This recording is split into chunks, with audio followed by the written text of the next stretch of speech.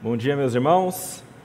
Que a graça do Senhor Jesus Cristo esteja conosco nessa manhã, para entendermos aquilo que a palavra dele nos diz, aquilo que ela nos ensina. Se você tem um guia de pregação, você poderá encontrar este sermão que vai ser pregado agora, aqui na página 124, é a mensagem número 3, a palavra de Deus na prática. É a terceira mensagem que eu estou pregando nessa série, e é uma série que tenta trazer para nós como que nós podemos, de fato, testemunhar com as nossas vidas que Deus é verdadeiro.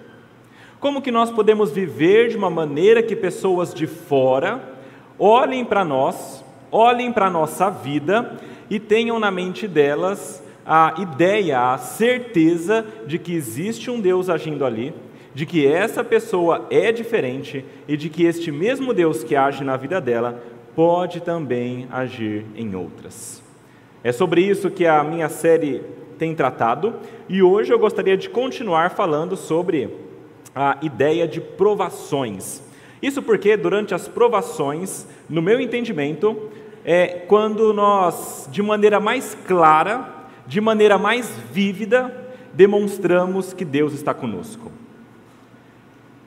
Demonstrar que você segue a Deus quando as coisas estão bem, quando as coisas estão tranquilas, quando tudo está sereno, é muito fácil. Mas é muito difícil você ter uma vida que demonstra diferença, uma vida que agrada a Deus, uma vida que pessoas olham dessa maneira quando as coisas estão difíceis. Quando há sofrimento, quando há dificuldades, quando há aflições. E é por isso que Tiago escreve essa carta, tratando sobre as provações, dizendo que nós precisamos viver de uma maneira específica nessas provações. E para então começar este tempo, eu queria convidar vocês a abrir a palavra de Deus em Tiago, no capítulo 1. Nós iremos ler dos versículos 19 até o versículo 17. Tiago, capítulo 1, versículos 19 até o versículo 27. Diz assim a palavra de Deus: Vocês sabem estas coisas, meus amados irmãos. Cada um esteja pronto para ouvir, mas seja tardio para falar e tardio para ficar irado, porque a ira humana não produz a justiça de Deus. Portanto, deixando toda a impureza e acúmulo de maldade, acolham com mansidão a palavra implantada em vocês, a qual é poderosa para salvá-los. Sejam praticantes da palavra, e não somente ouvintes, enganando a vocês mesmos. Porque se alguém é ouvinte da palavra e não praticante, assemelha-se àquele que contempla o seu rosto natural num espelho, pois contempla a si mesmo, e se retira, e logo esquece como era a sua aparência.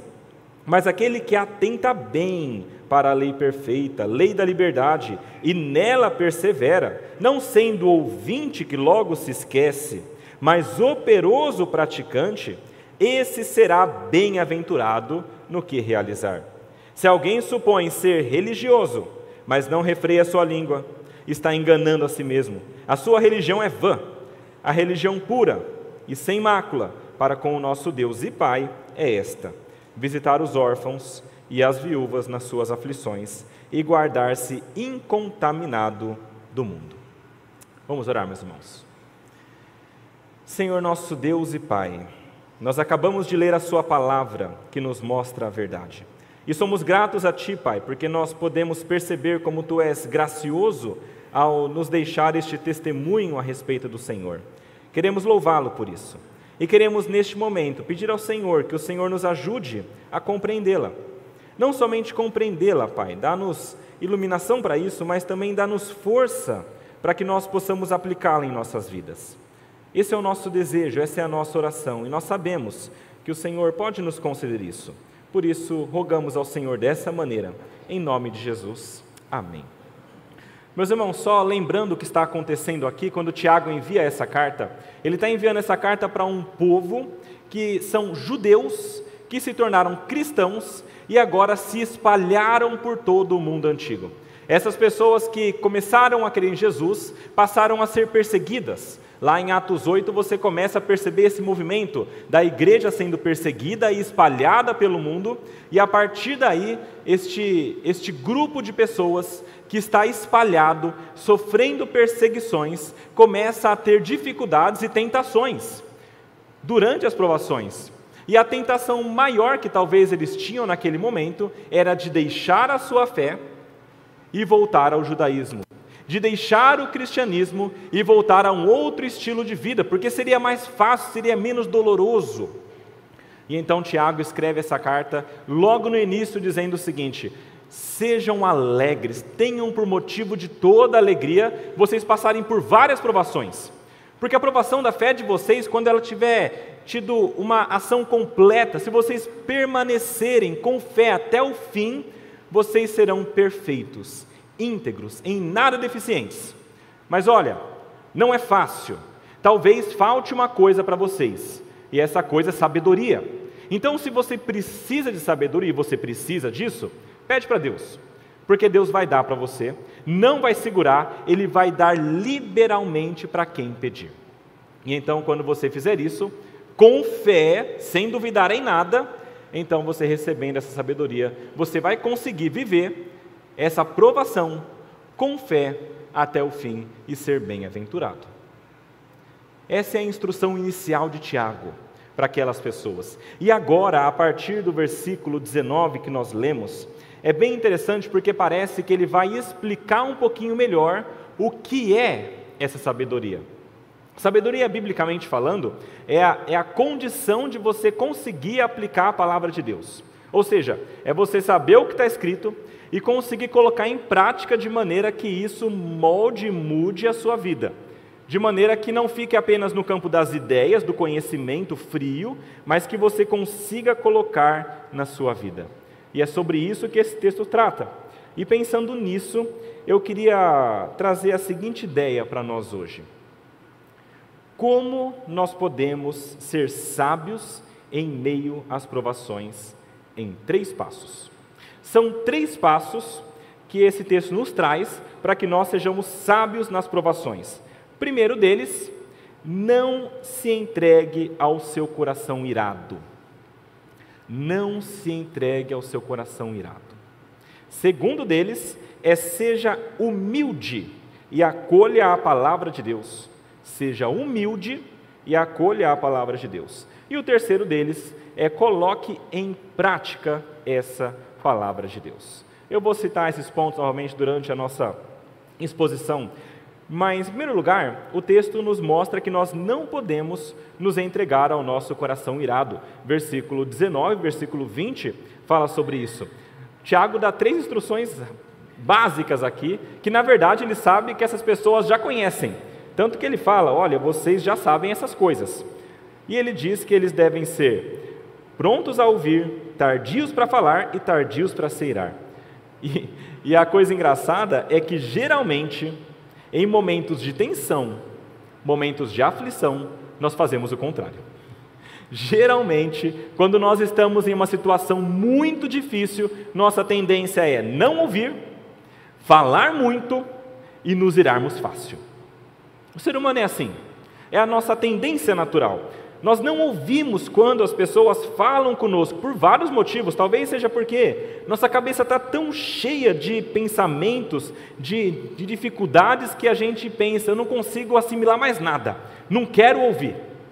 Ou talvez nós não ouçamos porque a situação de tensão, muitas vezes está ligada a uma discussão, um relacionamento quebrado. Então, quando nós estamos discutindo, nesse calor da discussão, nós não estamos dispostos a ouvir o que a outra pessoa está falando conosco ou a nosso respeito. Então nós fechamos os ouvidos e nós não queremos saber aquilo que está sendo dito. Ou talvez seja porque nós achamos que a outra pessoa não tem nada a oferecer para nós. Ou seja, nós achamos que nós sabemos tanto que não pode vir nada de bom dali. O máximo que pode vir de bom é de mim para ela. Então eu não quero ouvir. Na verdade, eu prefiro falar. Mas, biblicamente, o que Tiago diz, e a sabedoria bíblica fala isso, seja pronto a ouvir. Apesar da nossa tendência humana de negar este ouvir a palavra das pessoas, o que Tiago diz é que nós temos de estar prontos. E a palavra grega aqui para pronto, eu acho bastante interessante porque ela aparece em outros lugares. Um dos lugares que ela aparece é quando as mulheres encontram a tumba vazia e elas recebem a notícia de que aquele homem, que é Deus também, Jesus, não está mais ali porque ele ressuscitou, e elas ficam extremamente alegres. E a palavra diz que elas rapidamente saem correndo dali, prontamente para contar aos discípulos. Essa mesma ideia, rapidamente, essa disposição de fazer uma coisa com avidez, porque deseja muito que isso aconteça. Ao invés de nós não querermos ouvir, a instrução você deve desejar isso. Você deve desejar muito ouvir o que as outras pessoas falam. Provérbios, capítulo 11, versículo 14, fala que não havendo sábia direção, cai o povo, mas na multidão de conselheiros há segurança. A palavra bíblica é muito clara. Nós precisamos ouvir, e quando nós ouvimos conselhos, isso nos traz segurança. Mas como que nós iremos ouvir conselhos se nós não queremos ouvir conselhos? Se o nosso desejo é fechar em nosso coração, fechar os nossos ouvidos. Isso é orgulho, né? Tim Keller, em um livro chamado Ego Transformado, ele fala que as pessoas que têm de fato uma humildade cristã verdadeira, essas pessoas não fecham os ouvidos. Na verdade, quando elas recebem críticas, elas se alegram. Elas se alegram por receber as críticas com os ouvidos abertos e assimilando tudo. Por quê? Porque quando ela recebe uma crítica, ela percebe um erro dela, ela pode consertar o erro e assim ela pode glorificar mais a Deus. Que pensamento, meus irmãos? Esse é o pensamento que nós também devemos ter. Um pensamento de que tudo que nós ouvimos, nós precisamos assimilar. Mas nós temos os ouvidos surdos muitas vezes. E não só os ouvidos surdos, mas também a nossa boca fala demais. Quando nós estamos em momentos de aflição, nós falamos muito e muita besteira. Ao invés de nós ouvirmos pacientemente, quando estamos em uma discussão, nós geralmente interrompemos para falar logo o que está no nosso coração. A gente expressa aquilo que a gente acha que é mais importante. E olha, o que é mais importante é o que eu penso, não o que você pensa. Geralmente, nós colocamos para fora, interrompemos e não ouvimos. É muito comum. Quer ver? Pensa na sua vida, quando você está falando com alguém, e alguém vai te trazer um ponto que você não concorda a princípio. Eu tenho certeza que em muitas ocasiões, antes da pessoa chegar à metade da frase do raciocínio, você já tem a resposta pronta. Isso quando você não solta antes, já sei, não, deixa isso aí, né? Por quê? Porque via de regra você acha que sabe mais e você fala muito, ao invés de ouvir. E a palavra diz que no muito falar não falta transgressão, Provérbios 10, 19. No muito falar nós certamente pecamos. Em Mateus 12, 34 fala, a boca fala, o coração está cheio. Quando nós falamos e falamos muito, isso revela o nosso coração. E olha só, o nosso coração não é tão bonitinho quanto nós pensamos, tá? O nosso coração é cheio de coisas ruins. E quando nós abrimos a boca e falamos muito, aquilo que está dentro sai, se mostra. E quando isso acontece, nós falamos muito e muitas vezes muitas besteiras. Nós falamos coisas que nós não deveríamos. Por exemplo, às vezes nós falamos algo assim, nossa, situação tão difícil que era melhor eu nem existir. Era melhor eu ter partido desse mundo. Era melhor eu estar ao lado de Deus. Ou às vezes, quando a situação é tão ruim, nós pensamos até em brigar com Deus.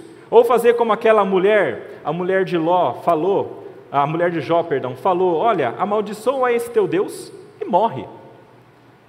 Fala lá o que está no coração e morre. Ou seja, é a tendência humana de falar muito e muita besteira. Ou às vezes nós falamos coisas mais ou menos assim, de novo aqui pensando em Jó, eu acho quando eu leio esse texto, eu acho também interessante quando ele fica tão irado com a situação e não entendendo que ele pede uma audiência com Deus. Ele exige uma audiência com Deus. Eu acho interessante porque ali ele está querendo requerer coisas do Senhor do Universo. Ele chegou ao ponto de falar isso: Senhor, eu preciso e eu quero uma audiência com o Senhor. Deus fala com ele depois. Ou às vezes a gente fala mais ou menos assim: não acredito, Senhor. Eu não acredito, meu Deus, que eu estou passando por isso. Senhor, eu não concordo com isso. Eu não acredito que o Senhor teve a capacidade de fazer isso comigo. Tudo isso, gente, é um coração que está falando muito, porque está sob um estresse absurdo e nessa aprovação revela aquilo que está dentro. E só um disclaimer aqui: não adianta você falar coisas terríveis contra Deus chamando de Senhor, como se falar Senhor fosse aliviar a coisa, tá? O conteúdo vale muito. Nós precisamos ter todo o respeito com Deus. Sabedoria bíblica diz que nós não podemos ser prontos a falar, porque quando isso acontece, nós falamos muito e muita besteira. Mas biblicamente nós temos de ser tardios para falar. Nós temos de guardar a nossa boca. Provérbios 13:3 fala: o que guarda a boca conserva a sua alma, mas o que muito abre os lábios, a si mesmo se arruína.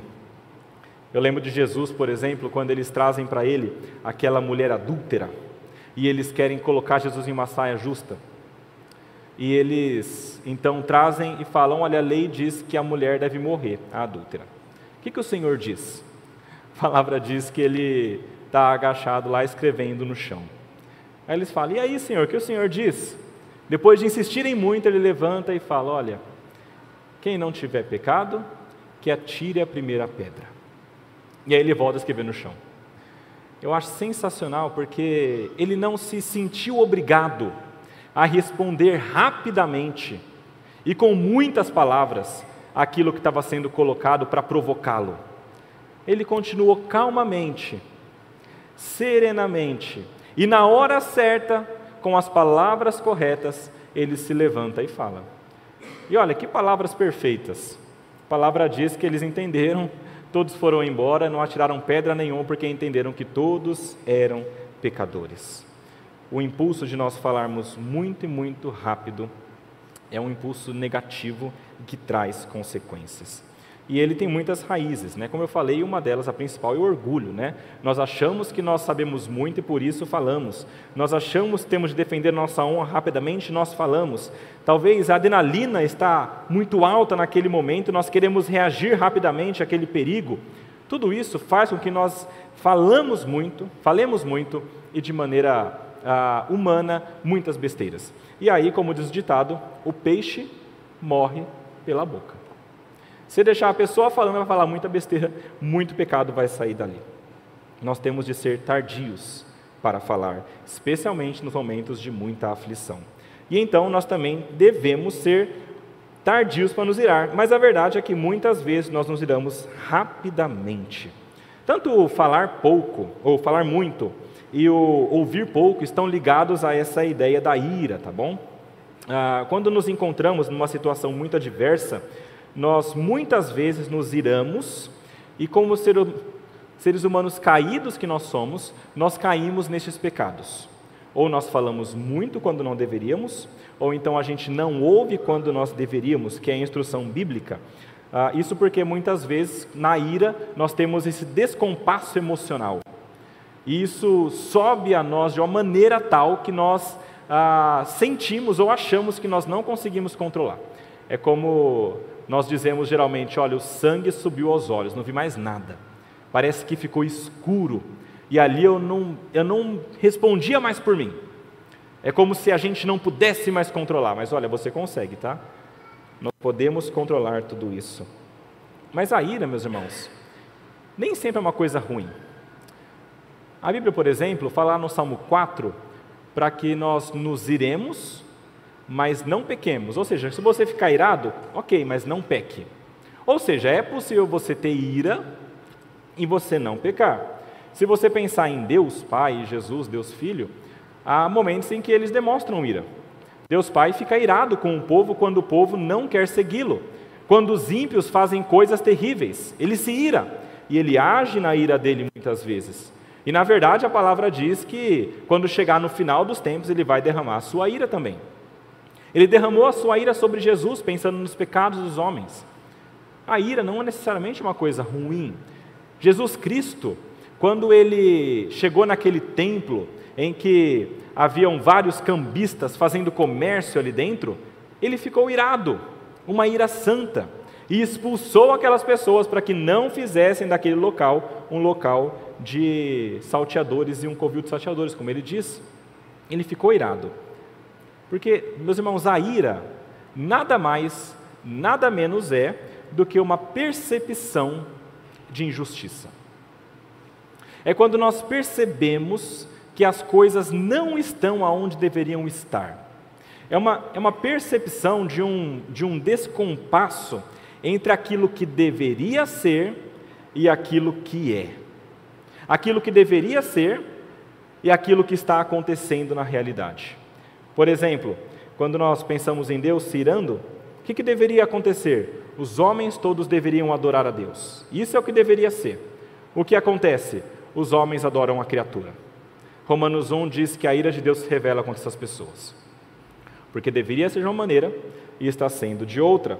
Quando Jesus vai expor as pessoas do templo, o templo deveria ser um local de louvor, adoração e oração a Deus, para todas as nações. E ele chega lá e não é assim que está. Deveria ser assim e não estava dessa maneira. Então, quando essas coisas acontecem, a ira se revela, que é essa percepção de injustiça. E quando nós estamos irados, nós agimos para buscar o equilíbrio das coisas, para tentar fazer com que aquilo que não está da maneira certa chegue ao jeito correto, tá? Essa é a ideia. Ou se nós não conseguimos fazer isso, nossa ideia pelo menos é punir o jeito que está errado aqui. A gente quer pelo menos mostrar que está errado e não pode ficar dessa maneira. O problema é que quando nós fazemos isso, fica errado. O nosso coração é pecaminoso. Por exemplo, muitas vezes acontece um pensamento assim: um ladrão rouba, mata, faz coisas terríveis e deveria ser preso. Mas então, isso é o que deveria acontecer, então ele vai e não recebe uma sentença que você entende que é correta. Isso é uma injustiça. Isso muitas vezes gera uma indignação no nosso coração. A gente range os dentes, a gente vocifera contra o ladrão e contra o juiz. Isso é ira.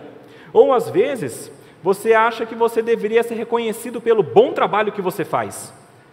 Mas aí, parece que o seu chefe, sua equipe não fazem isso.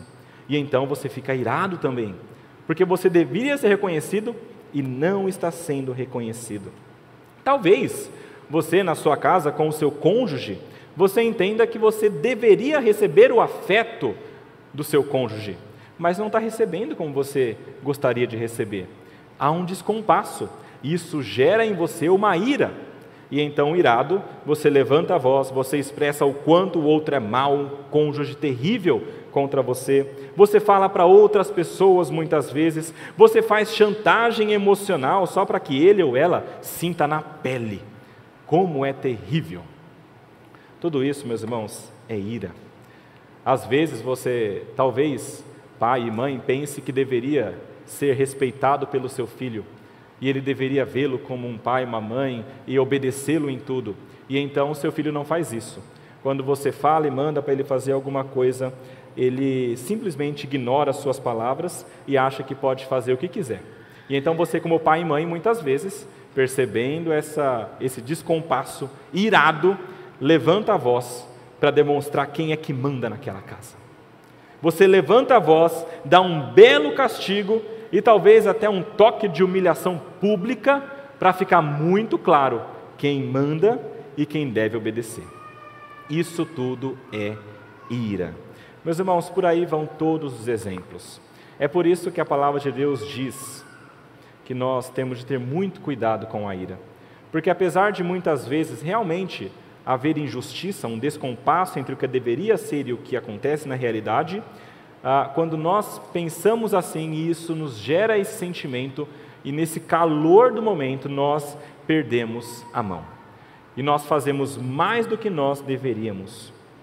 Biblicamente, nós temos de demorar para chegar até a ira. Razão simples.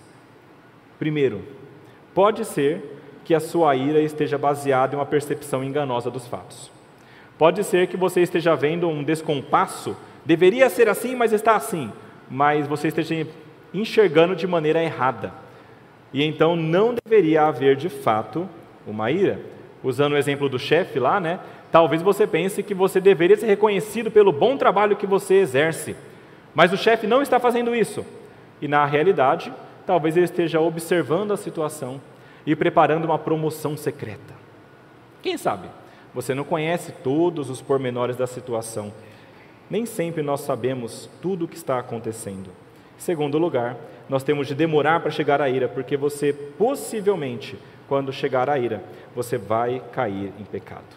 E no versículo 20, olha o versículo 20, nos diz que nós não podemos chegar à ira, e temos de demorar para isso, porque a ira humana não produz a justiça de Deus. Meus irmãos, nós achamos que com a nossa ira nós podemos equilibrar as coisas, mas a palavra deixa claro que isso não é possível.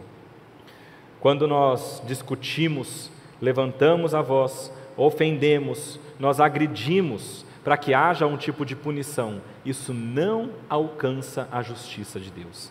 E justiça aqui de Deus, meus irmãos, não quer somente dizer a ideia de algo que está injusto, então nós temos de equilibrar. Justiça aqui tem uma ideia um pouco mais ampla. É a mesma que aparece lá no Sermão do Monte, quando Jesus fala para aquelas pessoas dizendo o seguinte: olha, eu digo que se a vossa justiça não excederei muito a dos escribas e fariseus, jamais entrarei no reino dos céus. Ou seja, justiça, biblicamente neste texto, tem a ver com a obediência da palavra de Deus. Fazer aquilo que é a vontade de Deus. E quando nós nos iramos, nós não conseguimos fazer isso e nós desagradamos a Deus.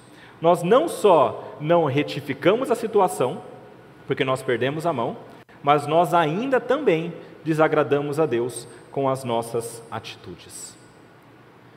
Meus irmãos, entendam uma coisa importante.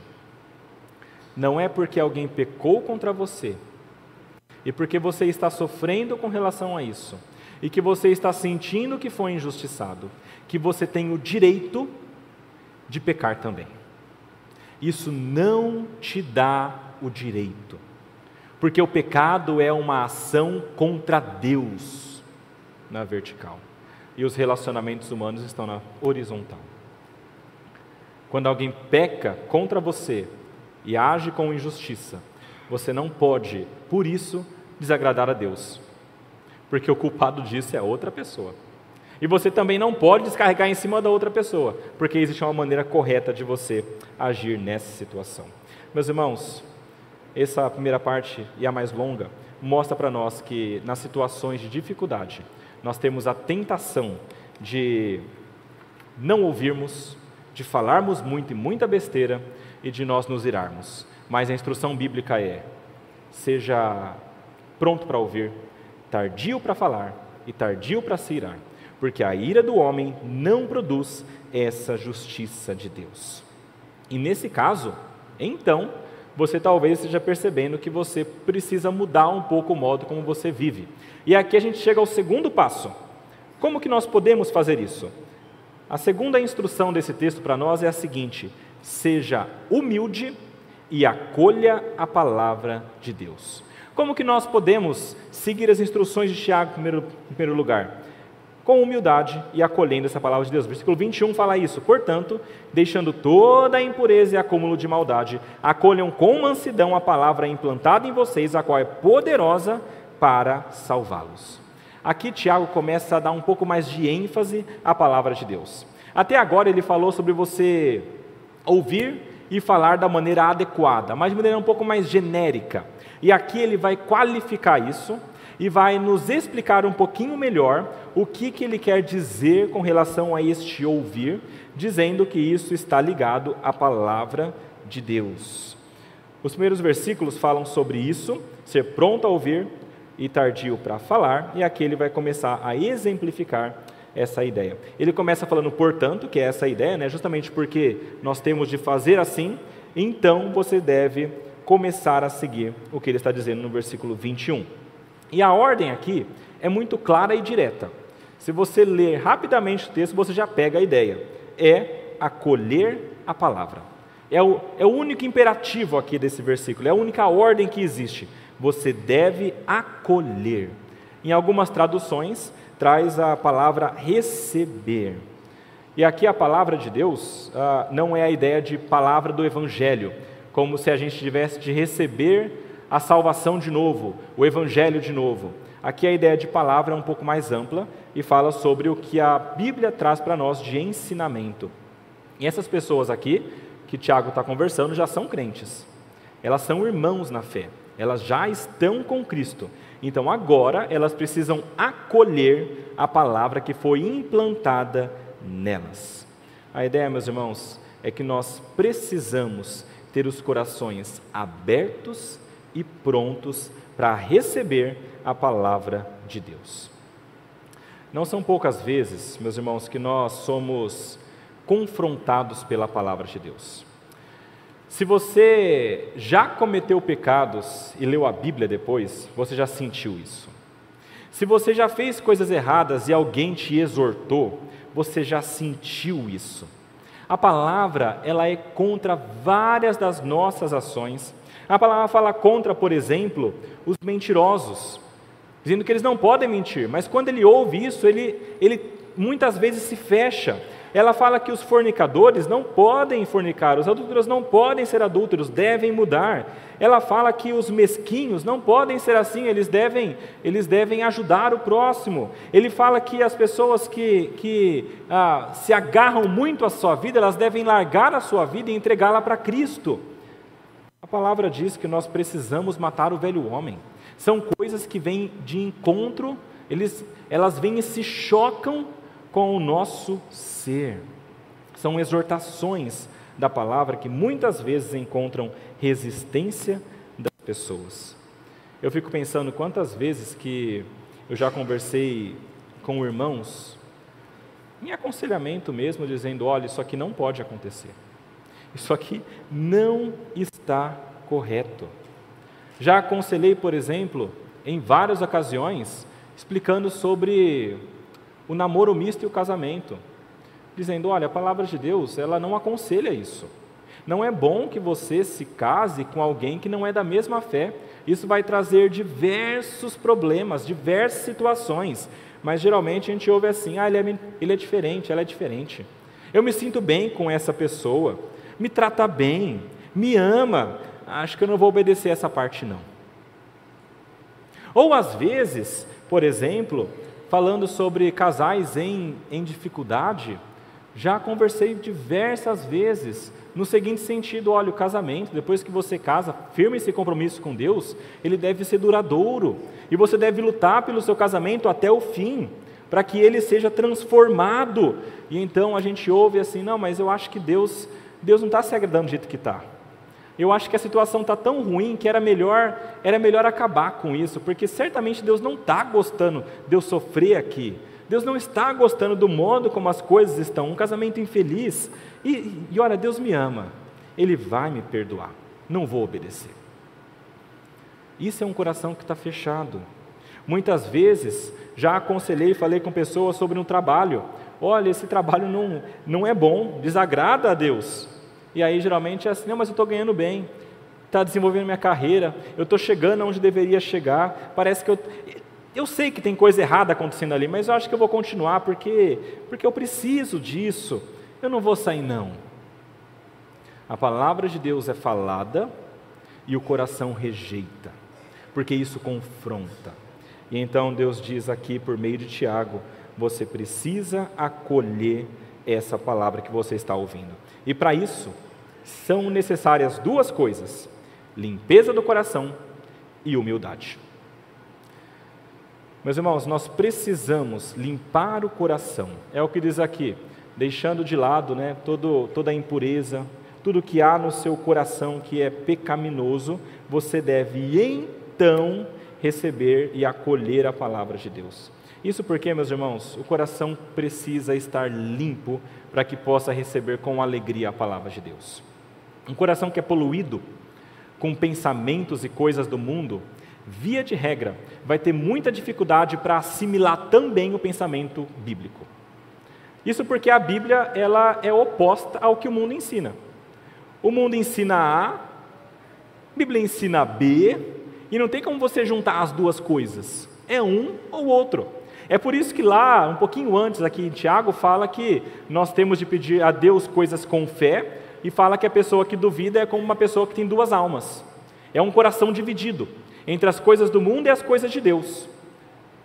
Nós precisamos limpar o coração das impurezas do mundo, santificar o coração, purificar esse coração, retirar tudo que há de impureza moral, sujeira moral, todo tipo de maldade, todo tipo de malícia, e colocar para fora.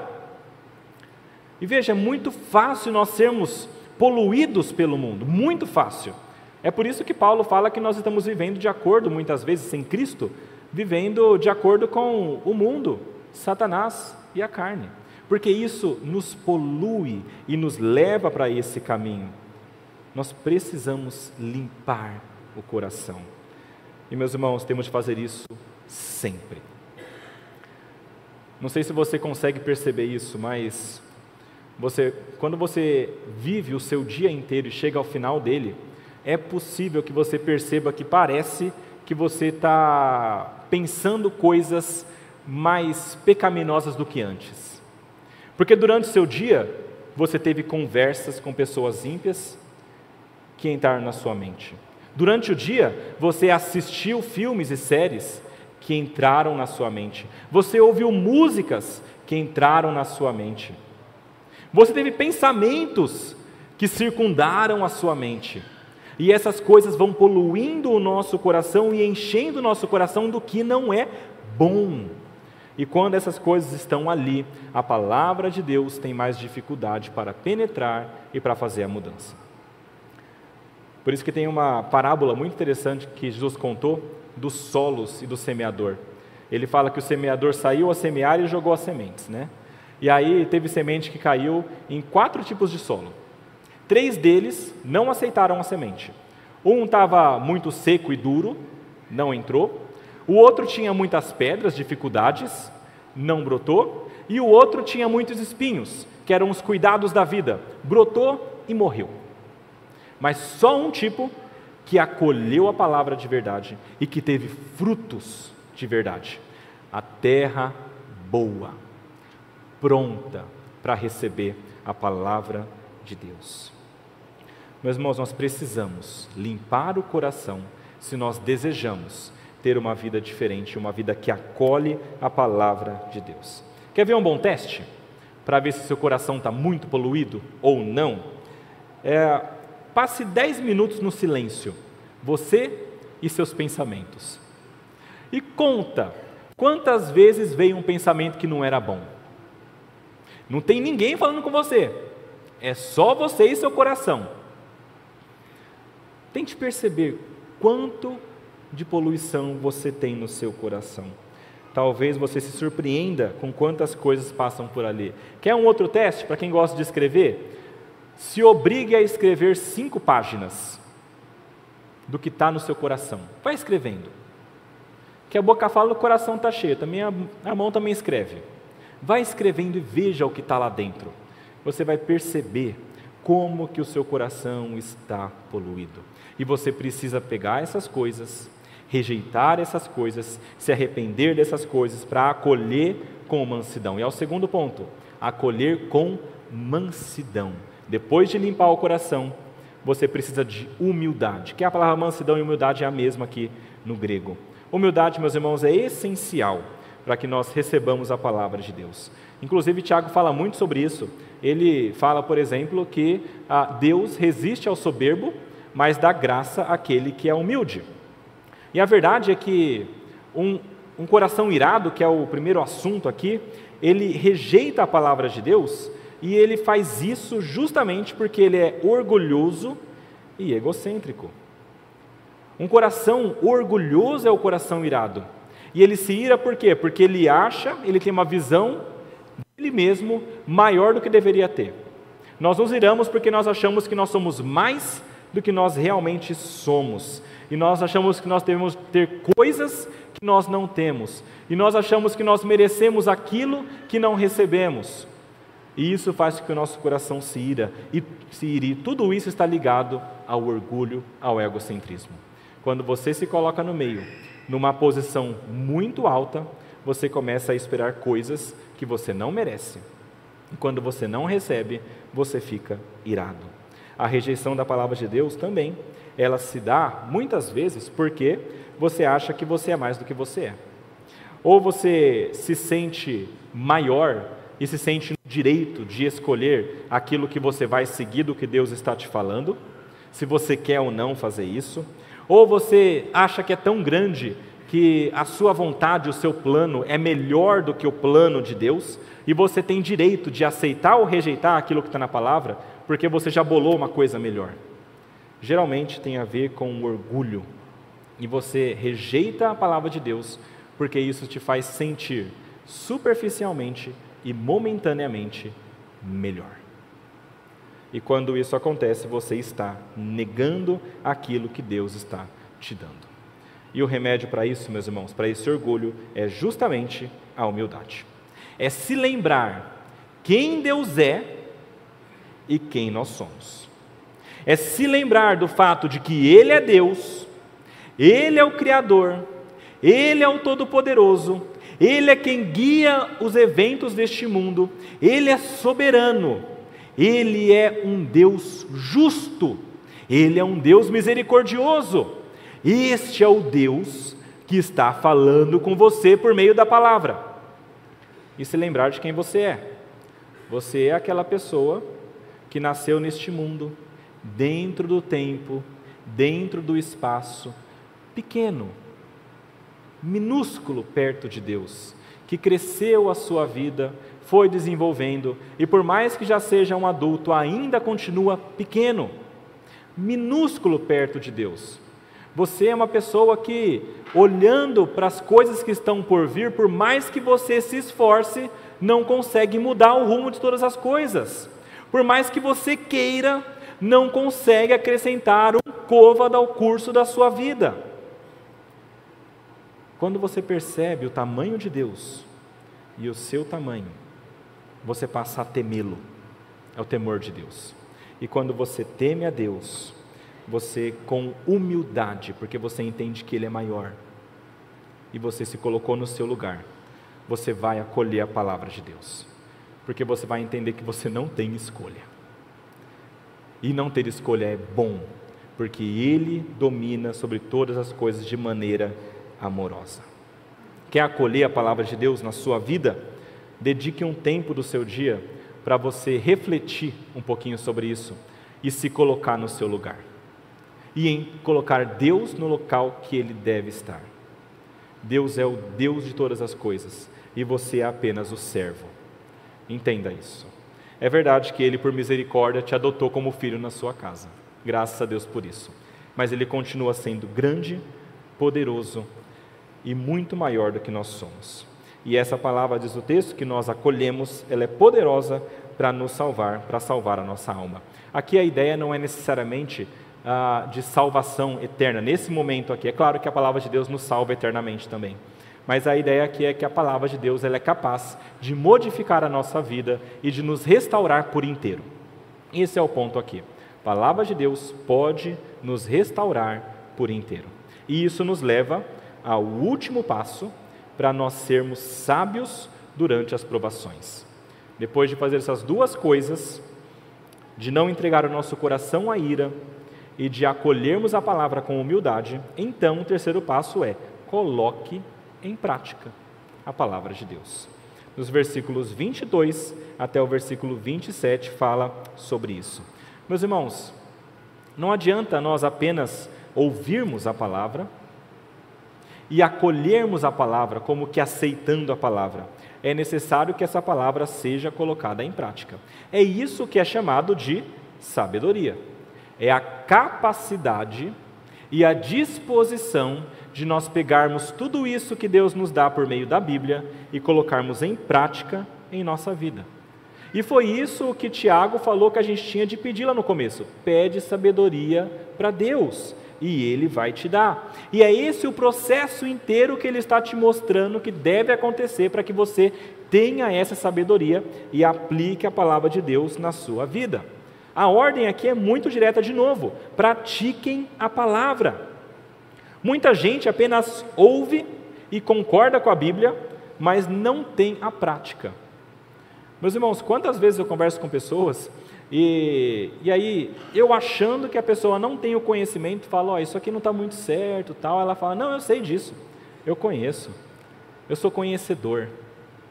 Quantas vezes que a coisa fica na mente, não chega ao coração e não chega até a prática? Quantas vezes eu falei com pessoas que disseram, olha, não, eu conheço muito bem a palavra de Deus, eu sei de tudo que está escrito ali, mas a vida dessa pessoa não condiz. Algumas pessoas eu vejo que vêm à igreja, quando a palavra está sendo pregada, balançam a cabeça, concordam, falam, nossa, isso aí é verdade, ficam emocionados, refletem na vida, chegam a conclusões espetaculares durante o culto, durante o sermão, e até depois começam a falar sobre isso. Nossa, que legal isso que foi falado, gostei do que foi dito, achei muito interessante, isso aqui é muito verdade. Mas quando você olha a vida, parece que não fez diferença. Porque uma coisa é você ouvir a palavra e de certa maneira receber ou acolher a palavra concordando, e a outra coisa é você colocar isso em prática. Isso é um auto-engano terrível. É uma tentativa humana de saciar o coração. Mais ou menos assim, eu ouvi a palavra, já fiz minha devocional, já li a Bíblia, já fui ao culto, eu conheço os textos, eu conheço a doutrina, eu conheço a teologia, eu sei dessas coisas todas, então eu estou bem. É como que cumprindo uma tabela. Só que estão se enganando, porque apesar de conhecerem tudo isso, elas não estão aplicando. É por isso que também Tiago fala assim, olha, não sejam muitos de vocês mestres, toma cuidado com isso. Para quem muito é dado, muito é cobrado. Se você conhece muito, então começa a agir, porque o peso é maior para você. A palavra de Deus deve ser recebida e aplicada. Quando não fazemos isso, nós estamos nos enganando, achando que nós estamos seguindo a Deus, mas na realidade, estando muito longe. Porque você acha que muita gente vai chegar no dia final e falar, Senhor, Senhor, não preguei o seu evangelho, não fiz coisas em teu nome, e Cristo vai falar, apartai-vos de mim, vós que praticais a iniquidade. Não adianta conhecer se você não pratica, porque Cristo não reconhece esse tipo de vida. Nós precisamos aplicar tudo aquilo que nós aprendemos. E então Tiago faz uma comparação interessante aqui. Ele fala que esse tipo de gente, que muitas vezes somos nós, ok? Entenda isso. Esse tipo de pessoa é como aquele que é uma pessoa que olha no espelho e logo depois, rapidamente, sai do espelho e esquece de como que é a sua imagem. O espelho aqui daquele tempo não era igual ao nosso, é claro, perfeito, assim que a gente vê, mas era um espelho de bronze, polido, mostrava um pouquinho, era pequenininho, mas as pessoas conseguiam enxergar a sua imagem nele. Mas elas olhavam um pouco, muitas vezes, quando saíam já se esqueciam. E eu acho interessante isso, na verdade nós somos assim também. Se você passar um tempinho em frente ao espelho, você vai se olhar, depois que você sair, vai dar 2, 3, 4, 5 segundos, você já esqueceu perfeitamente como era a imagem. Você não esqueceu de como que você é, mas tenha certeza que a imagem que está na sua mente é fabricada, já é o teu cérebro que está fazendo. Você acha que está assim, mas não está vendo mais como é. A pessoa que lê a Bíblia, ouve a palavra, mas não aplica, é como essa pessoa. Ela vai ao espelho, ela percebe algumas imperfeições, mas ela logo sai e ela se esquece.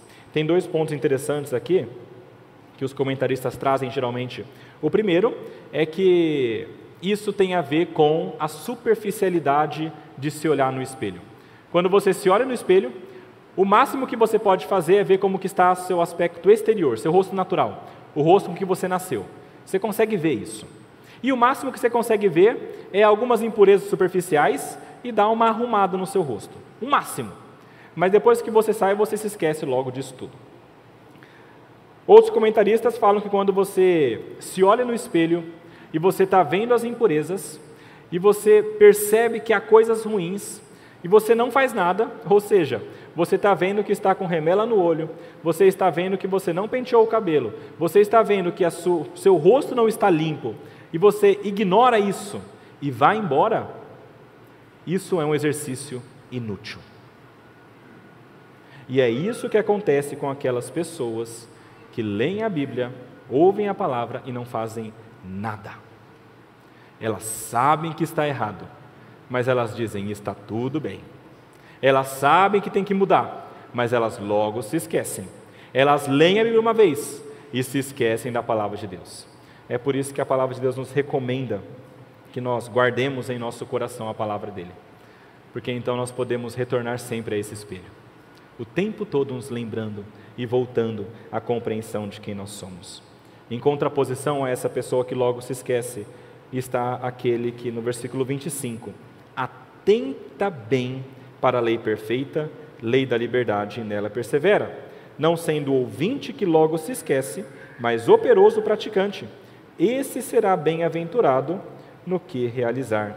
Veja que Tiago, aquele, parou de usar o termo palavra, e ele começou a usar agora o termo lei. E isso a gente tem que lembrar aqui do contexto judaico, né? Ele está falando para pessoas que são judeus, que foram convertidos e estão espalhados. Quando ele fala lei, ele está comunicando muito a essas pessoas, trazendo a ideia da palavra de Deus. Inclusive é que ele qualifica. Ele fala lei perfeita da liberdade. Porque a lei, como eles entendiam antigamente, né, os primeiros judeus ali que foram convertidos, era uma lei muito superficial. Eu tenho de fazer. E aqui ele está mostrando, não é essa lei só não, eu estou falando aqui de algo mais profundo, é a lei perfeita. Quando Jesus veio e pregou o Sermão do Monte, ele falou, eu não vim revogar a lei, eu vim cumprir. Quando Cristo vem, ele torna aquela lei, o conhecimento da palavra de Deus, perfeito. Então aqui ele está se referindo à leitura da lei, às lentes de Jesus Cristo, com a vinda de Cristo a este mundo, como ele muda todas as coisas. Essa lei perfeita, que traz a liberdade, é a lei que ele está se referindo aqui. E eu acho interessante aqui a ideia de liberdade, porque talvez durante esse sermão, e você na sua vida tenha pensado o seguinte, olha, ir para a igreja e seguir a Deus é uma coisa muito difícil, nos prende. A gente tem um monte de regra que tem que seguir, um monte de lei que a gente tem que fazer e não pode fazer e tudo mais, e isso eu me sinto preso. Mas a grande verdade é que é o oposto. Quando nós estamos seguindo essa lei perfeita da liberdade, é quando nós estamos livres. Porque nós não estamos mais aprisionados ao pecado, ao vício, aquelas coisas que nos obrigam a fazer aquilo que nós não queremos, porque são as coisas do mal. O pecado, meus irmãos, ele sempre nos leva mais longe do que a gente gostaria de ir. E nos deixa preso mais tempo do que nós gostaríamos de estar presos a Ele. Porque Ele prende, Ele aprisiona. Mas Jesus traz essa lei da liberdade. Um exemplo que eu gosto muito de usar é o exemplo do trem. Aonde que o trem tem mais liberdade e consegue alcançar caminhos mais longos e maneira mais rápida? Nos trilhos. Quando ele está fora dos trilhos, com liberdade, ele não consegue caminhar. O máximo que ele faz é cair para um lado ou para o outro. Mas quando ele está nos trilhos, na lei perfeita, lei da liberdade, ele consegue ir até onde Deus quer, porque ele está no local perfeito. E isso é justo. Isso é a justiça. quando você está no local onde Deus quer que você esteja. Essas pessoas que atentam para essa lei perfeita da liberdade, não apenas com uma rápida olhada, mas atenta bem para este espelho da lei perfeita e agem conforme essa lei, essas pessoas são modificadas. Porque quando elas olham para essa lei, elas não estão vendo apenas o seu rosto natural, elas estão percebendo o seu coração. A palavra de Deus lá em Hebreus 4:12 fala que a palavra de Deus é viva e eficaz, e mais cortante do que qualquer espada de 2 gumes, e penetra até um ponto de dividir alma e espírito, juntas e medulas, e ela é apta para julgar os pensamentos e propósitos do coração. Quer conhecer o teu coração? Leia a Bíblia. Ali você vai conseguir compreender o que você é de verdade mais profundamente, para então conseguir aplicar aquilo que deve ser aplicado. Olhar para esse espelho nos mostra quem nós somos de verdade, nos faz saber o que nós precisamos tratar e nos ajuda a encontrar nossas falhas e a fragilidade da nossa fé. Nós precisamos da Bíblia. E quando nós a lemos, ela nos chama então à ação. E quando nós perseveramos nessa prática, é que nós somos bem-aventurados. Bem-aventurado é aquele que persevera na prática da palavra de Deus. E aqui eu lembro de uma coisa que Jesus falou. Ele falou o seguinte: olha, qualquer pessoa que ouve as minhas palavras e as pratica, é como um homem sábio. Ele colocou a sua casa sobre a rocha. Vai vir a onda, vai vir o vento, vai vir a água e não vai derrubar. Ela vai continuar, porque ele é um operoso praticante da palavra de Cristo. Mas aquela pessoa que é tola, ela ouve essa palavra, ela não pratica. Ela constrói o edifício sobre a areia e quando vierem as provações, vai cair. Nós precisamos receber, acolher e aplicar a palavra de Deus. E isso é sabedoria. Quem aplica isso é sábio. Aqui a gente volta para o capítulo 1. Sabedoria Deus dá, e é dessa maneira, e a sabedoria é você aplicar a palavra de Deus. E por fim, eu não vou me deter nisso, vou apenas ler, mas nos versículos 26 e 27, Tiago nos dá 3 maneiras do modo como a palavra é praticada. Fala que quem não pratica não é religioso de verdade, porque, primeiro, não refreia a sua língua. Então a maneira de você praticar a palavra é refreando a sua língua. Lembra? Tardio para falar. Essa pessoa está enganando a si mesma. Essa pessoa precisa visitar os órfãos e viúvas nas aflições, ou seja, assistir o necessitado. Isso é uma ideia que vem desde o Antigo Testamento, sendo trazida até aqui. Uma outra maneira que nós aplicamos a palavra de Deus. Se você diz que é cristão, mas não tem essas coisas, alguma coisa está errada. E por fim, fala que deve se guardar incontaminado do mundo, que é a ideia de você evitar que o seu coração seja contaminado, poluído, para que você então também acolha a palavra de Deus. Há muitas outras maneiras, meus irmãos, que nós podemos aplicar a palavra, e esse é o grande desafio. O que eu gostaria que você tivesse em mente hoje é que a palavra de Deus é poderosa para isso. E que você saísse daqui com o entendimento de que você precisa dela e que você deve lê-la, acolhê-la humildemente e encontrar maneiras de aplicá-la na sua vida, com disposição no coração. E então você poderá ver o que Deus vai fazer na sua vida. Vamos orar. Senhor nosso Deus, nosso Pai, nós somos gratos pela sua palavra que nos mostra a verdade. Somos gratos porque o Senhor nos ensina a dependermos de Ti durante as provações. Pedimos, Pai, que o Senhor nos conceda essa sabedoria dessa maneira. Que o Senhor nos dê a graça de sermos prontos a ouvir, tardios para falar e tardios para nos irarmos. Que nós sejamos humildes, que nós acolhamos a Sua palavra e que nós também apliquemos em nossa vida. Esse é o nosso desejo, Pai, para que dessa maneira o Senhor seja louvado e glorificado. E para que pessoas percebam que a nossa vida é diferente. E dessa maneira também se acheguem ao Senhor. Isso é o que nós te oramos e agradecemos em nome de Jesus. Amém.